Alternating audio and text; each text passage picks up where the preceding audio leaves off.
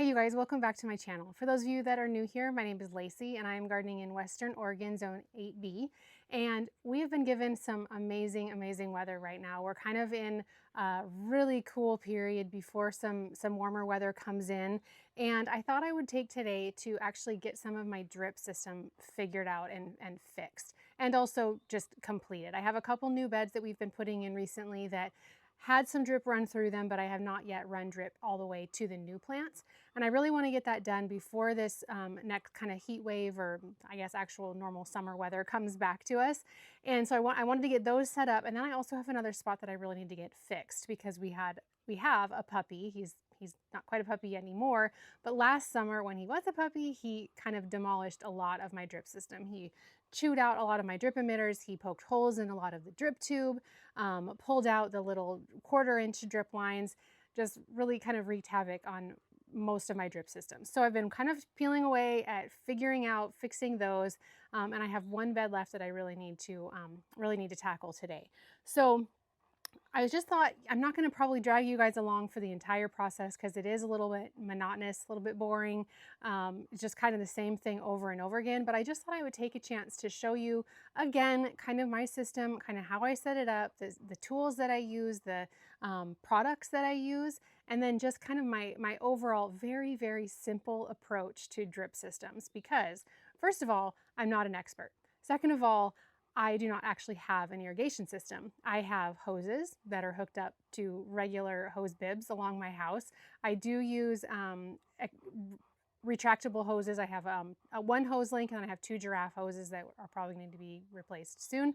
But anyway, I have drip lines in most of my gardens that I've laid in that I pull my hose to hook up manually, turn on, to run a slow drip throughout the bed to give the beds a good thorough watering. So as I said, I'm in Western Oregon. During the summertime, we really don't get any rain. We got rain last night for the first time since June. It's mid-July or mid-August now rather. And so if I didn't supplement water, my gardens would really suffer. I do try to pick plants that are drought tolerant as well as just low water use. They don't need a lot of water. Most of them I try to plant early in April or in spring so that they can get well established before the hot weather sets in. All that to be said, those are kind of my 2 caveats. I'm not an expert and I don't actually have an irrigation system. So let me just show you really quick the supplies that we're going to be using, and then we're going to go down to the bed that we're going to get started on, and I'll just kind of show you what I'm going to do, and then I'm just going to get it done. Okay, so we're up here on our patio, and what I was really waiting for to get started on this project was, one, for my supply lines to get delivered, and also these to get delivered. These are garden stakes that I use to secure down the tubing into the bed. Those are pretty essential if you want your tubing to stay in place and also to stay underneath the mulch. So this is what I use, like I said, my supply line. This is 1/2-inch poly tubing. There are no holes in this tubing. These are each 100 foot. I just got 2 100-foot rolls because I find it easier just to work with the smaller amounts. You can get them in larger amounts, but just the way I work, it's easier for me just to use the smaller ones. So I do have these. I also have some of this that does have, you can see the holes here, that does have the holes in it. And I think this tube, I believe it's every, let's see, looks like it's every foot, if I'm not mistaken. It looks like it's about a foot in between those. There might be one on the other side. Nope. So yeah, the holes are every 1 foot on that line. I don't use this very often, but if I was to run, say, through this bed, which I don't have any drip in this bed at all, if I was to want to put some drip in, that's probably what I would use. I would just kind of weave it in throughout because there's so many plants in here. They're so tightly planted together. There's no way that I could put a supply line in there and, you know, individually run emitters to every single plant. So once I lay out my tubing along the plants in this new bed, these are kind of the supplies that I use. These are couplers that can join together the 1/2-inch tubing.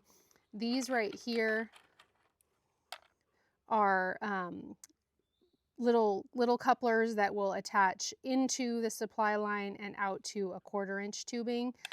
These are my main my main supplies, just simple drip emitters. So these I will poke a hole.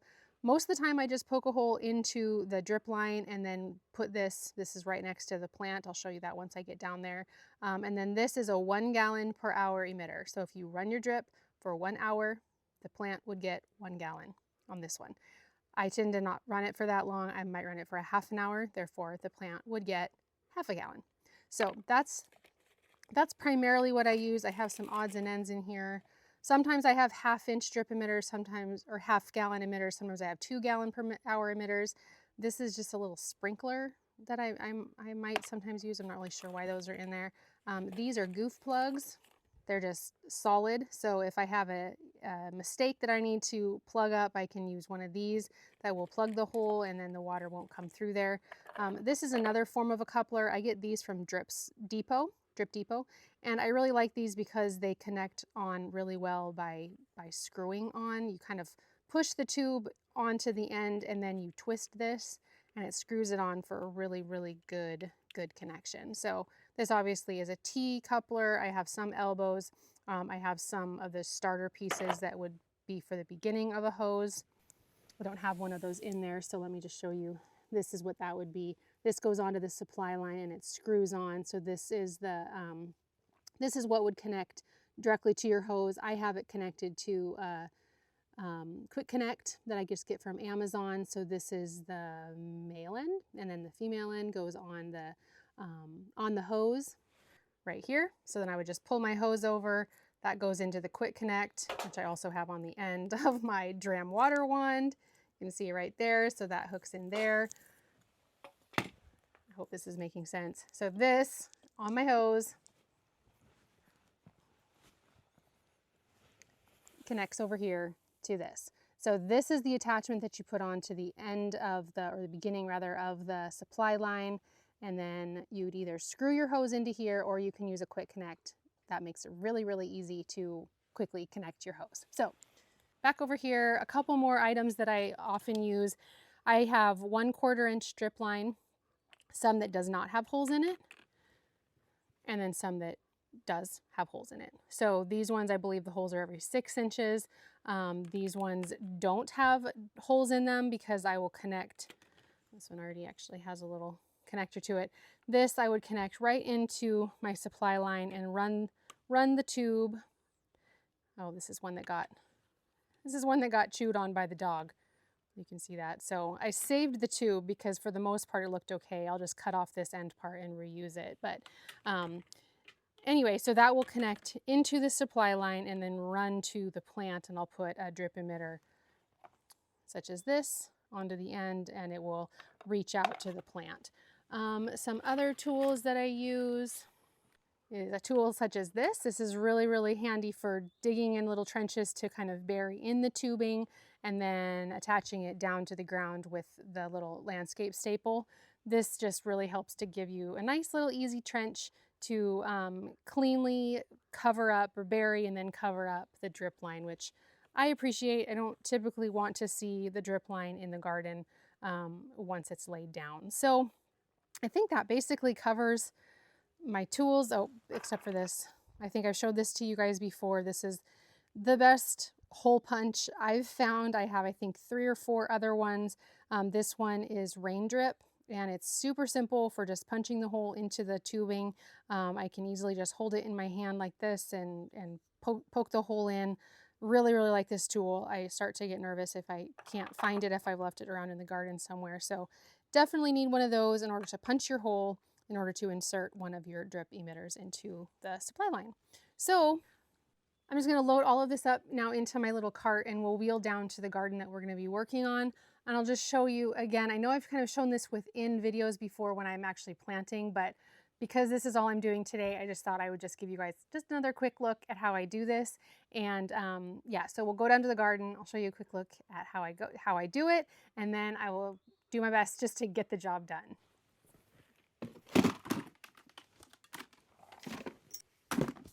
Having a little sharp pair of snips is actually really, really handy too for just easily cutting the 1/4 inch lines particularly.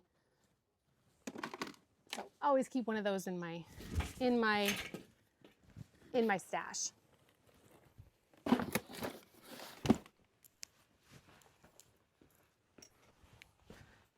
really quick. I need to come in here and get in the garden shed. I need to get some extra emitters.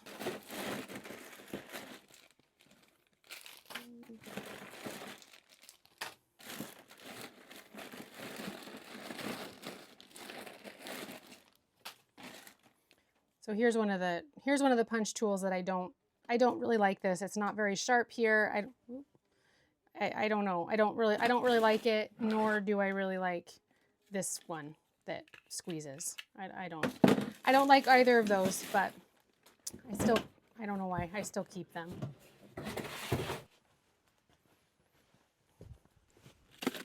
All right, so this is the bed that we're going to be working in. This is one of our new beds that we've been putting in down here in our lower garden area. And as you can see, there is already some tubes coming through here. So for a lot of these, I think I'll just be tapping off of the supply line. It runs all the way through the bed, ends right here back behind this little Western Arborvitae. So let me sneak in here, and you can see all I did for this one was just cut it off right here and put on this this little ender deal where you just fold it over and that easily clamps it off, so that I can just take that off, and then I'll put a coupler in, reattach to that, and then I'll be able to weave it back through this bed, because you can see the smoke bush doesn't have it, the hydrangea doesn't have it, none of these, butterfly bush, nothing that we've just recently put in the last few videos has the drip already ran to it. But right down here, you can see I just connected into the supply line, ran it to the lavenders, I ran it to all these ones out here on the outside up to the grass, and then on through. So that's why I say I'm not going to probably bore you guys with pulling you along for this entire process, because it's going to be, like I said, a little tedious, just kind of weaving my way through these beds, trying to find what doesn't have drip yet. That should be pretty cut and dry, because I know what I've just recently planted in. So I think I'm just going to start by kind of assessing the situation, assessing where I need to put my supply line, see if I need to put in any tees to, you know, bring off the supply line elsewhere, or if I can just connect it down at that fluffy arb, and then kind of weave it through. So let me just set up the camera. We'll talk this through as I get started. I'll show you a bit of it, and then, like I said, I'm just gonna go through the process.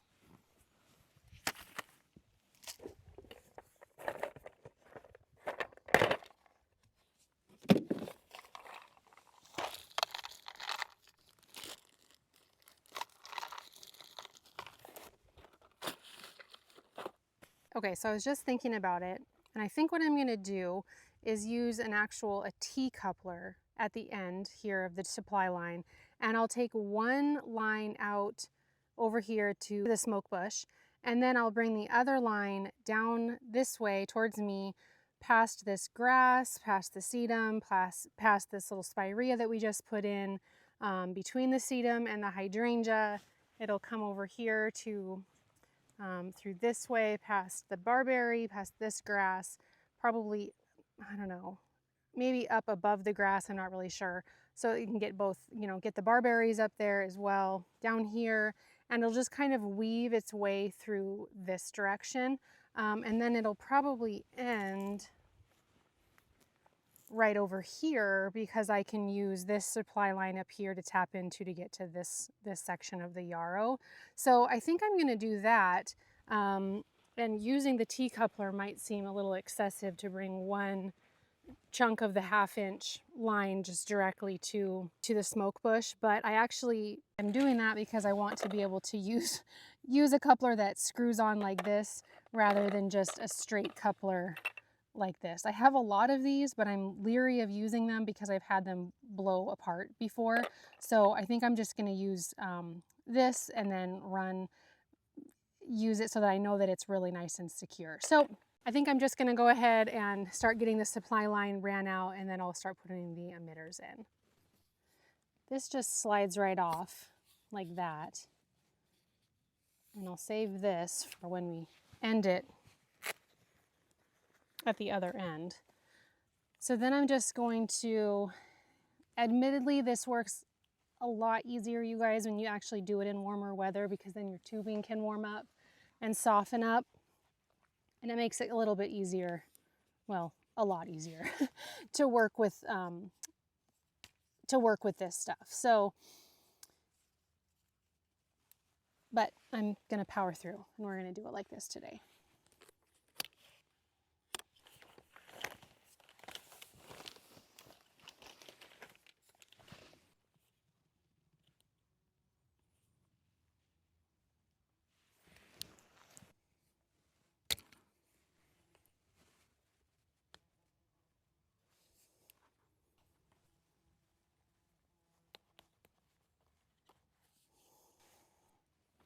Okay, change of plans because this evidently is for 3/4 inch. This is not 3/4 inch, this is 1/2 inch. So I had to cut this off. I'll work harder. It's harder to do when it was attached, but I'll get this part off so I can still use that, but change of plans. I have to use this little coupler because I don't know why I thought I had the same size. So anyway, that doesn't change too much as far as, you know, running it around and stuff like that. So I'm just going to run this really quick here to the smoke bush, and then I'll attach more of this and we will go that way.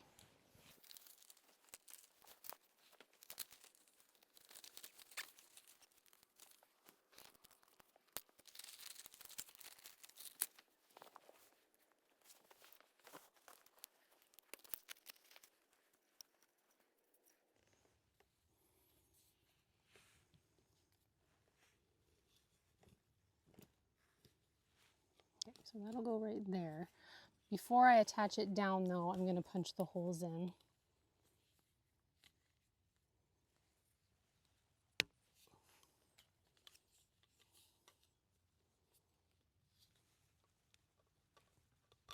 And I'm going to give this one 2 1-gallon emitters.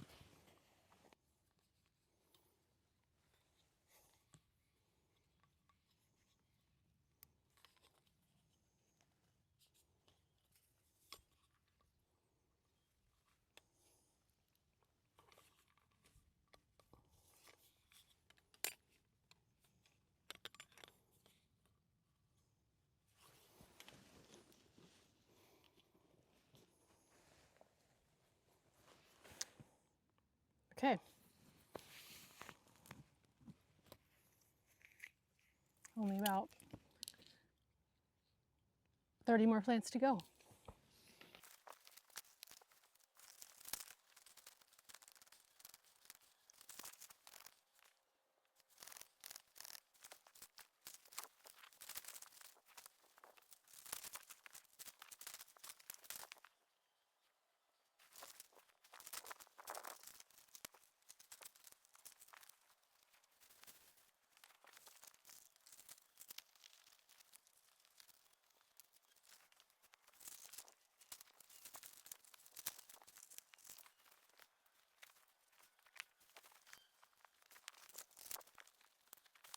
Okay, so as you saw, we ended right here. And as I go, I like to just pin it down with the landscape staples ever so often. Especially once I start noticing it obviously lifting up, like you saw, this was kind of lifting up and getting a little bit wonky. I just tack it down alongside the plants maybe just to kind of keep the flow happening, I guess.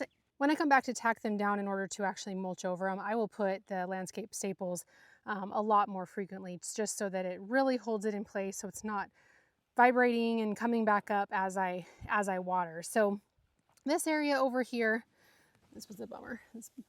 This broke. I tried to connect it because it is still attached right there enough, and I was trying to salvage this piece, so we'll just see what happens. But anyway, the supply line comes through here, and I'll just probably kind of, as I go, I will maneuver it to where it's maybe kind of snaking through here, coming closer to root balls and then away from the root ball to get to the next one. That's why I didn't cut it yet, because I still might want to, you know, extend it in areas to pull it closer. You know, as I pull it closer to this barberry and then I pull it closer to this hydrangea, I'll need to extend and maneuver the tubing. I hope that makes sense. So I'm going to try to do my best to not have to use as much of the 1/4 inch thing as possible, just because I don't have very much of that left. So I'm going to try to get this supply line as closely as I can to each root ball and just tap right into it with a drip emitter. So that's what's next. That's what's next. I'm gonna just adjust it, try to get it as close as I can to the plants and get the drip emitters in and secure it along as I go. For the sake of this project, it makes much more sense to me to have these guys in here.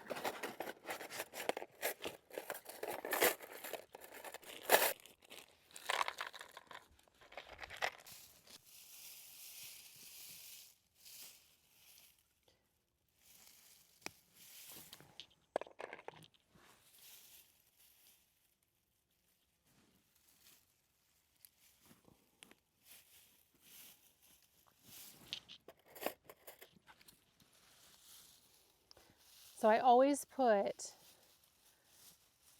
my landscape staple on the side where I might be pulling from, because then the dripper will stop it from continuing on and moving this away from the plant. I hope that makes sense. So it's wedged right here, right at the base of the plant.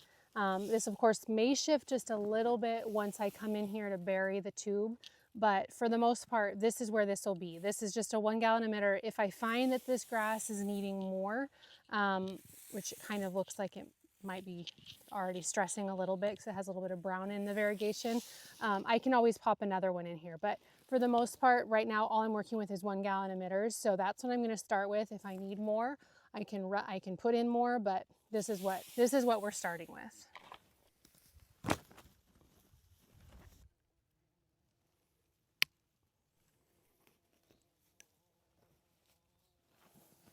So right now I'm putting these right at the root ball.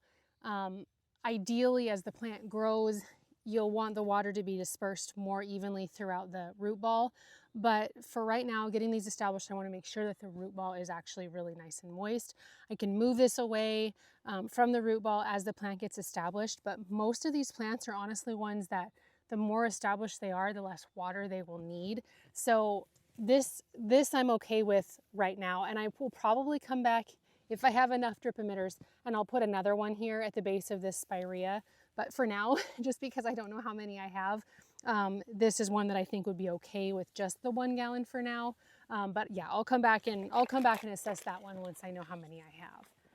I'm gonna go ahead and just use the 1/4 inch drip tubing that has the drip emitters in it.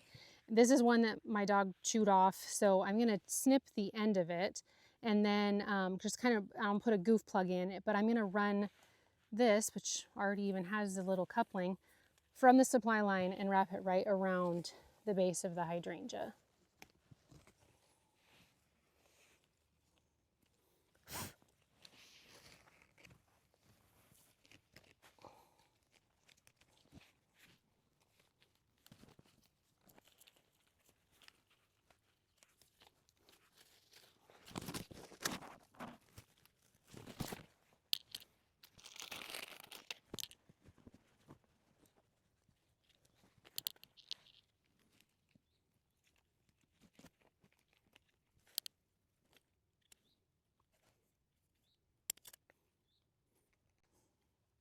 So that just plugs up the end, and then just wrap this around the base, tack it down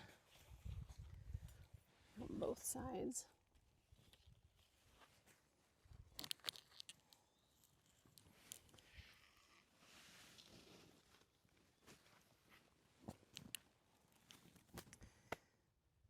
Actually though,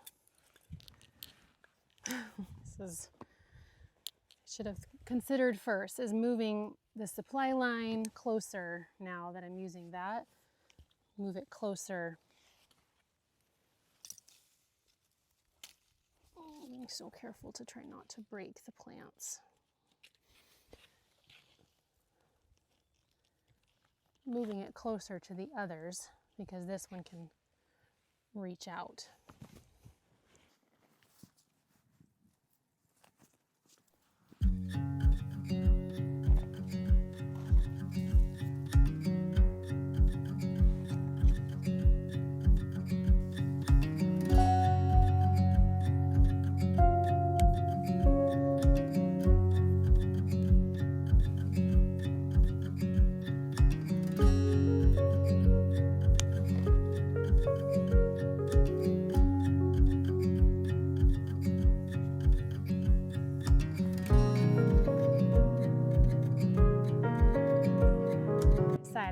pull this direction, because I don't know why I didn't think to put the supply line right above this euphorbia, and over here near,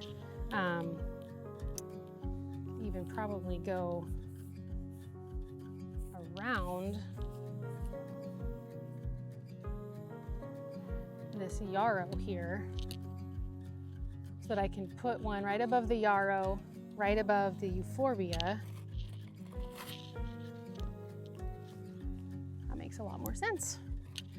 I was only able to do that because I didn't cut it at the very end, so that's why I try not to do that. I've learned from experience.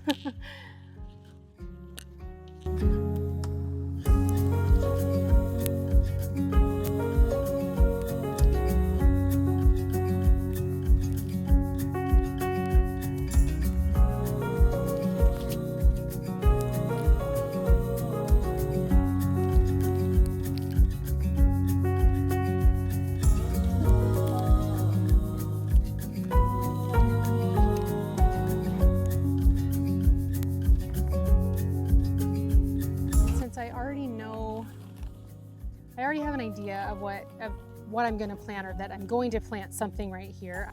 I'm going to run it down here, and I'm going to end it here with just one of these little clips, so that I don't have to use another coupler in here. I'm just gonna end it here, and then I'll be able to kind of lift this up and run it through this section when I plant in what else is going to be in this garden.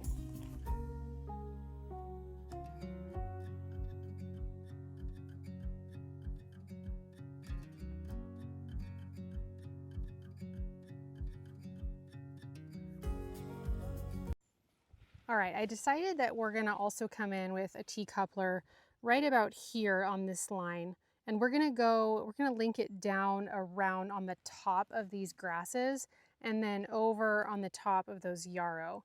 And that might seem excessive to use the supply line for that.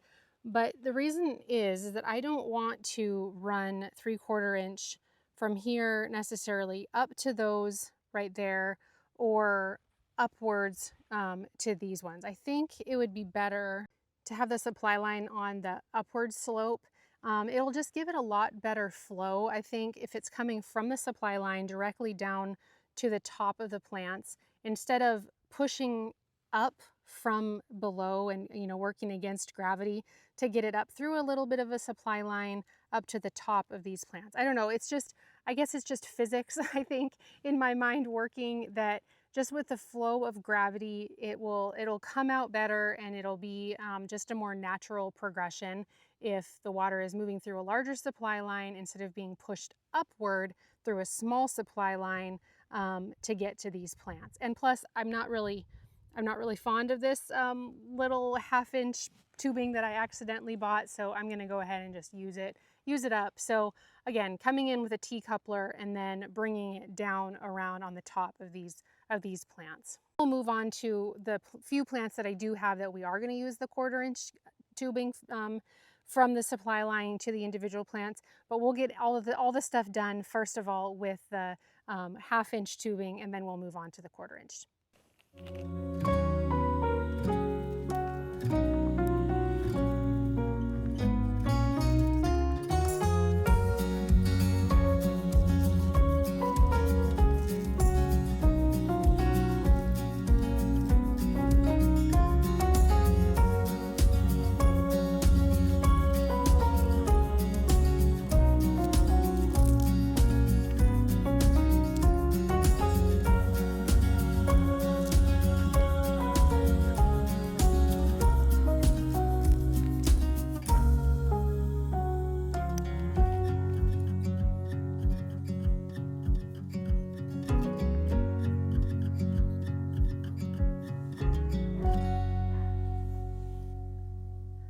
Okay, so everything that is going to be getting water directly from the supply line has a drip emitter run to it. So you can see on these ones, like I was showing you before, the drip emitter is right there in the supply line, and it's pretty close to the root ball. But what I was doing here is I was kind of thinking about, if I start to notice when the water is running, if it's dripping down this little incline or decline, and soaking in more so down here than it is at the actual root ball of the yarrow, I can just pull this out and I can just move it away a little bit. And that's pretty simple. That really helps it to, as it comes out, it starts to, you know, it'll soak in better at the root ball, depending. I don't know that I'll need to do that. I'm going to start it right here closer to the root ball, and we'll see. I think it'll soak in better at the root ball once I actually cover it up with the mulch. But, you know, that's just one of the things about drip, is that it is not a once and done task. As much as we would like it to be, it is kind of one of those things that you, even though it is super handy, super, super helpful, it is one of those things that you kind of need to keep an eye on, come back and watch, see if there's too much runoff, see if there's, you know, obviously if the plant is not getting too much water, if it's getting not enough water, all the things like that. So we do our best to set it up initially, but we do need to come back and check on it. So now what I'm going to do is come in to all the plants, such as this euphorbia that didn't have one of the supply lines that ran right to it. And I'm just going to tap in with a little coupler, and I'm going to run the 1/4 inch solid drip line down here to the euphorbia and just attach 1 gallon per hour, again, just because that's what I have, little emitter to it, tack it in, and that'll be good to go. And I think I have, I don't know, maybe, I don't know, six or seven maybe plants that need that still, and I'm hoping that I have enough emitters. I was just noticing that I don't have very many left, so hopefully I have enough to at least finish this bed with the emitters. So yeah, we're just going to get going with the 1/4 inch tubing and getting those ones all set up with that. So for this, it's just very, very similar. I'm actually going to use some pieces that Toby did tear out of the previous drip lines I have elsewhere, but I just really have to be cautious and careful to make sure that I don't find any imperfections on here. And if it's possible that he punctured, I just need to cut it shorter. So you can see he just broke it off, chewed it off, whatever. And so I just have to snip off those ends, and I'm going to measure. And I think this one will be just perfect. Cut off that one. So in one end we'll go the little coupler.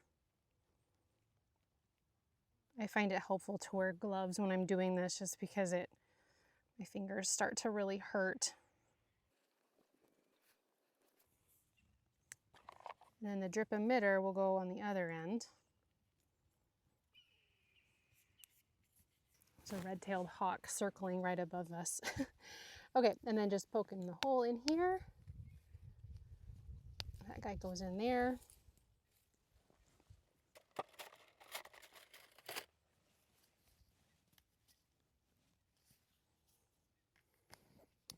And we'll tack it down.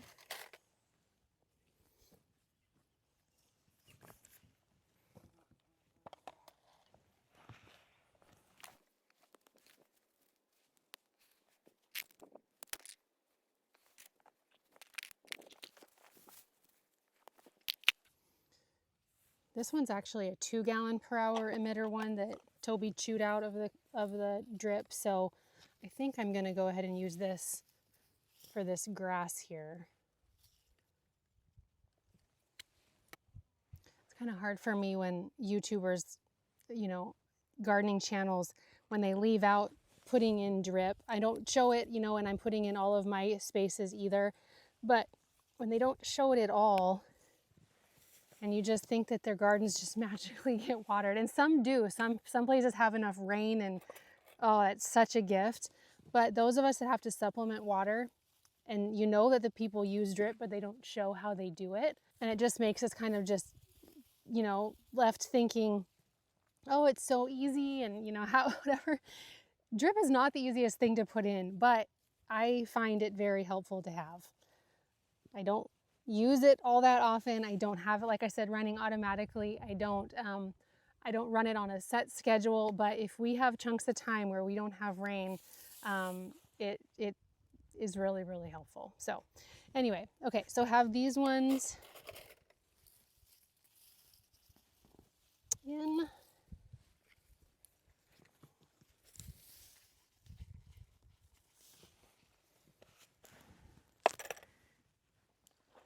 few more.